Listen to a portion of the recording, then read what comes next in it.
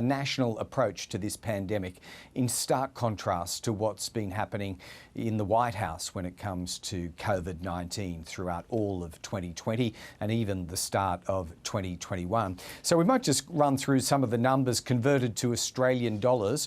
We're talking in total here about another 2.2 trillion Australian dollars, and about 1.5 of that, again in Australian dollars, 1.5 trillion dollars, is in forms of direct assistance to families. That could come in lots of ways. 2,000 Australian dollar stimulus checks to households, childcare subsidy. There's a call for Congress to lift the minimum wage to about 19 or even 20 Australian dollars. There's a pause on rental evictions and other forms of rental assistance, and then a really big packet of money to make business and schools be able to function, plus, very, very importantly, pushing out his vaccination goals. So 100 million shots in the first 100 days of a Biden government. There is urgency here, and Joe Biden is pressing that first and foremost.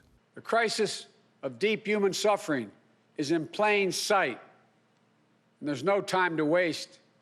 We have to act, and we have to act now. This is what economists are telling us. More importantly, it's what the values we hold dear in our hearts as Americans are telling us. The moment of crisis, in this moment of crisis, with interest rates at historic lows, we cannot afford inaction. A key scientist behind the Oxford AstraZeneca vaccine has warned against pausing its planned rollout in Australia. Professor Andrew Pollard says saving lives should be the focus of debate, not whether a vaccine can generate herd immunity. Europe correspondent Samantha Hawley reports. In the UK, it's all about needles in arms. Just a little sting, and that was it. Now, pharmacies have stock of the easily handled Oxford AstraZeneca jab. We're very accessible to the community. We're on the high street, and the pharmacies around the corner from your house. For the head of the Oxford Vaccine Group, the rollout process is what matters now, here and in Australia, which has more than 50 million doses on order. If you're going to have impact with vaccination, you have to vaccinate people. Doses of vials that are promised or sitting on a shelf are not going to provide any protection. The latest interim findings show the Oxford vaccine gives 70% coverage after one jab, and 80% when the second jab is given 12 weeks later. That's compared to the up to 95% effectiveness of the Pfizer and Moderna vaccines. Professor Pollard says debate over which vaccine will provide herd immunity is premature, as populations can't wait.